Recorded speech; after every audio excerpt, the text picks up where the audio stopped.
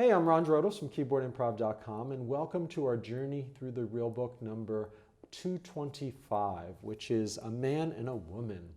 And it's interesting because it is a standard tune. It's a pop song of a certain era, mid-60s, 1966. And it is played, but it's not a jazz standard. It's very interesting. But we're going to still approach it, because it's in the real book, from the point of view like we've been doing all these. How do you learn these standard tunes from a place of understanding where they're from, why they were created, the culture that produced them, and the musical context. So it gets beyond the notes on the page. Because if you didn't know this tune or where it came from or anything, you might think even eighths, okay, bossa novas or even eighths, maybe it's a bossa. And then, oh, wait a minute, some measures are in 2/4 time and blah, blah, blah. You know, there's 3/4 time at mixed meters, right? Changing time signatures. What's going on here? Well, I'm glad you asked. Well, this was from a movie, very famous romantic movie of 1966 called, you guessed it, A Man and a Woman. And it's a tune that I was very young. I was 2 years old when that came out. I probably heard this song on the car radio when my parents were driving or something, or at home, I'm not sure. It sounds so familiar to me, but maybe we've heard it since in soundtracks or if you've seen the movie, but it's very catchy.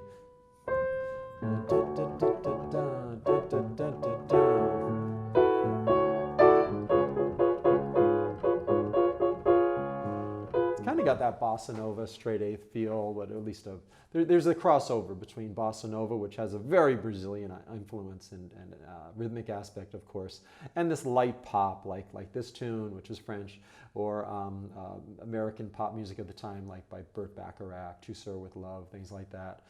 There is a big crossover there, or at least a meeting place, put it that way. I'm not saying bossa nova is the same as Burt Bacharach, but there's some sort of meeting, medium tempo, straight eighth notes. You could say this type of pop music was influenced by bossa nova, but maybe smoothed out a little. It doesn't have that quite Brazilian feel anymore. In any case, how are we going to approach this? Well, it's not a tune that you're really going to jam on too much, although the changes are beautiful. If you want to really work out how to solo over these, they are jazz chords. These are jazz chords. It's a jazz chord progression. There's seventh chords. We can put in ninths, we can put in 13ths and everything. I'm not going to really improvise over it so much, but I've been having a lot of fun playing with the rhythms a little bit. Like, for instance, it starts out with these three notes with fermatos over them. So we hold, bum, bum, bum, then it gets into tempo. So what are we going to do with those three notes? Well, just solo piano doesn't sound too good to just play like that. If it was a full orchestra, we could even orchestrate it with unison and just go bum, and it would sound wonderful with French horns and strings and everything. But on piano, even octaves, actually that's not too bad. We could do that if we wanted that sound, but I'm going to go in a different direction. I'm going to harmonize each of those with a separate chord. And since the melody is ascending, I'm going to go descending for some contrary motion. So I'm going to do A7 over C sharp, and then I'm going to go to B6th over B, or no, rather G6th over B. So again, I have A7 over C sharp, G6th over B, and then A minor 7th, and then bump, bump, bump. So the bass line goes C sharp, C sharp, B, A, as it goes up in the right hand. See, it's contrary motion. So together it's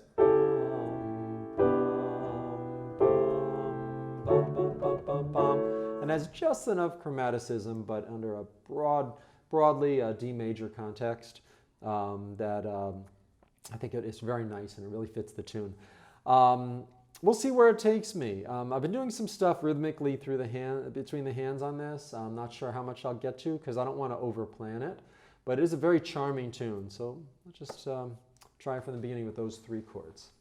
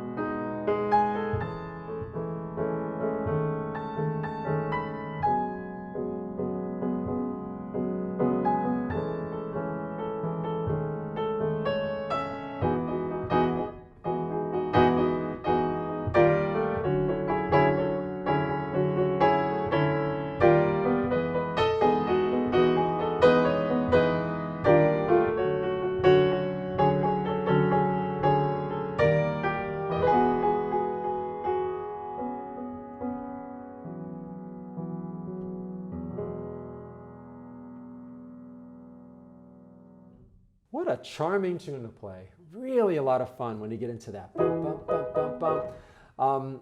And if you notice, I was doing some of this stuff between the hands. And I was getting some seconds in there, like a D6, where I have the D, the A, and the B together. You know, one of my favorite composers is Stravinsky. And yes, this isn't quite Rite of Spring. It's not harsh, but it's got some of those seconds in the middle. I'm kind of thinking Stravinsky like that. You know, some of his middle period stuff, like Agon. Symphony in C has those kind of feelings, and sometimes he got into those kind of rhythms between, well, with the orchestra, but if it was on piano, it would be between the hands.